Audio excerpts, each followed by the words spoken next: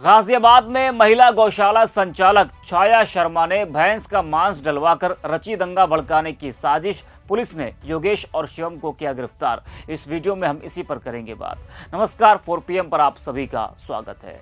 आए दिन पुलिस गौकशी करने वालों और अवैध रूप से बीफ का कारोबार करने वालों को पकड़ती है और ज्यादातर वो मुस्लिम समाज से ही होते हैं, जिस पर जमकर बवाल होता है। हिंदू संगठन के लोग भी ऐसे लोगों को पकड़ने में पुलिस की मदद करते हैं या खुद वो पुलिस बन जाते हैं और कानून को अपने हाथ में लेते हैं, जमकर हंगामा करते हैं। लेकिन हाल ही में कई ऐसी घटना घटी जिसमें यह देखा गया कि मुस्लिम समुदाय के लोगों को फंसाने के लिए कुछ लोगों ने खुद गाय या भैंस का मांस रखा, लेकिन वो अपनी साजिश में कामयाब नहीं हो पाए। पुलिस ने उन्हें गिरफ्तार कर लिया। वहीं गाजियाबाद से ऐसा ही मामला सामने आया है, जहां गौशाला संचालिका ने ही अपने साथियों के साथ मिलकर गौशाला में भैंस का मांस फेंका और दंगा भड़काने की बड़ी साजिश रची, लेकिन साजिश कामयाब नहीं हो पाई। जी हां, बता दें कि गाजियाबाद के सिहानी गेट थाना क्षेत्र में एक बड़ी साजिश का पुलिस ने खुलासा किया है, जहां कुछ लोगों ने गौशाला में मांस रखकर उसे गौमांस बताने और धार्मिक उन्माद फैलाने की कोशिश की। पुलिस ने इस मामले में 2 आरोपियों को गिरफ्तार कर लिया है, जबकि मुख्य साजिशकर्ता समेत अन्य की तलाश जारी है। घटना 12 मार्च की है, जब पुलिस को सूचना मिली थी कि लोहिया नगर की श्रीराम गौशाला में गौमांस पड़ा हुआ है। पुलिस मौके पर पहुंची तो वहां मांस मिला, लेकिन मौके पर खून के निशान या गौकशी के अन्य सबूत नहीं मिले थे। जांच में पता चला कि यह मांस भैंस का था, जिसे जांच में पुलिस को पता चला कि यह साजिश पास की ही एक दूसरी गौशाला की संचालक छाया शर्मा और उसके साथियों ने रची थी। उनका मकसद श्रीराम गौशाला पर कब्जा जमाना और धार्मिक माहौल खराब करना था। उन्होंने खुद बाजार से मांस खरीदकर गौशाला में रखा और फिर गौरक्षकों को सूचना देकर माहौल भड़काने की कोशिश की। पुलिस ने इस मामले में योगेश चौधरी और शिवम को गिरफ्तार किया है। पूछताछ में उन्होंने कबूल किया कि उन्होंने हिंडन बिहार की एक मीट शॉप से मांस खरीदा और फर्जी नाम से गौरक्षकों को फोन कर सूचना दी। इसके बाद उन्होंने अपना फोन बंद कर दिया ताकि उन पर शक न हो। बाहर से लाकर यहां रखा गया था। पुलिस ने बताया कि छाया शर्मा और उसके पिता नंदकिशोर इस साजिश के मास्टरमाइंड है। पुलिस अन्य फरार आरोपियों की तलाश कर रही है और जल्दी उनकी गिरफ्तारी भी संभव है। गिरफ्तार आरोपियों पर धार्मिक उन्माद फैलाने और दंगा भड़काने की धाराओं में केस दर्ज किया गया है। तो एक बड़ी साजिश गाजियाबाद में दंगा भड़काने की रची गई थी और इससे पहले आपने देखा था कि सहारनपुर से भी कुछ ऐसा ही मामला सामने आया था।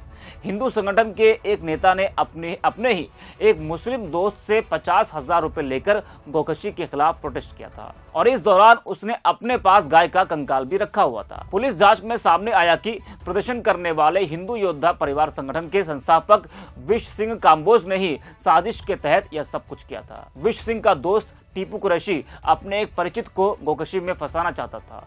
इसके लिए उसने कंकाल का इंतजाम कराया था। इस मामले में पुलिस ने विश्व चौधरी को अरेस्ट कर लिया था। अब गाजियाबाद में ऐसा हुआ है, तो पुलिस ने गाजियाबाद के मामले में क्या कुछ कहा है, जरा वो भी आप सुनिए। ये 12 मार्च की घटना है। थाना सिहानी गेट के लोहिया नगर में एक गौशाला है, उसमें कुछ मांस के टुकड़े मिले थे। बाद में उसमें पुलिस को सूचना दी गई थी कि यहाँ पे गौकशी हुई है। जब प्रारंभिक छानबीन की गई तो पता लगा वहां पे जैसे उस मांस को कहीं से ले आके डाला गया हो और किसी को फंसाने की योजना हो, उद्देश्य हो। उसकी जब गहराई से जांच पड़ताल की गई तो उसमें पाया गया कि उसमें 2 गौशालाएं हैं जो अगल बगल में है। उनकी आपस में दुश्मनी चल रही है, झगड़ा चल रहा है। तो दूसरे गौशाला वाले ने एक षड्यंत्र के तहत 5 लोगों ने मिलकर इसमें बाजार से भैंस का मीट खरीदा और ले आके वहां फैला दिया, ताकि इसमें फिर हंगामा होगा और इसके खिलाफ FIR लिख जाएगी, कार्रवाई हो जाएगी और हमारा फिर धीरे से भाग जाएगा, तो इस गौशाला पे हमारा कब्जा हो जाएगा। ये पूरे षड्यंत्र का पर्दाफाश पुलिस ने किया है। 2 इसमें जो षड्यंत्रकारी थे, जो आरोपी थे, जिन्होंने पूरे घटना को अंजाम दिया है, उनको गिरफ्तार किया गया है। 3 नाम और इसमें आए हैं जिनके गिरफ्तारी के प्रयास हो रहे हैं। तो इस तरह से आप देखेंगे कि एक निर्दोष व्यक्ति को फंसाने के लिए पूरा षड्यंत्र रचा गया है और होली के एक दिन पहले पूरी इस घटना को सनसनी फैलाने के उद्देश्य से, धार्मिक उन्माद फैलाने के उद्देश्य से घटना को अंजाम दिया गया। होली का त्योहार है, बड़ी साजिश लगता है कि अगर ये कामयाब हो जाता है नहीं, नहीं, इन्होंने पूरा प्रयास किया था। पुलिस भी मुस्तैद थी, पुलिस ने जांच पड़ताल किया और मौके पे ही पाया कि ये यहाँ पे न कोई रक्त का निशान है, न कोई चीज है, कोई यहाँ पे गोकशी जैसी घटना नहीं हुई है। और तत्काल उस जो मांस के टुकड़े थे उसको कब्जे में लेकर उसको मिट्टी में दबाया गया और स्पष्ट किया गया कि यहाँ कोई गोकशी घटना नहीं हुई थी। लेकिन प्रयास इनका पूरा था कि इसको जो है अपना जो विरोधी है उसको फंसाया जाए। इनका कोई आपराधिक इतिहास नहीं है, इनकी अपनी आपस में रंजिश चल रही गौशालाओं की। दोनों गौशालाएं अगल बगल है, पहले एक ही थी और आपस में रिश्तेदार भी हैं।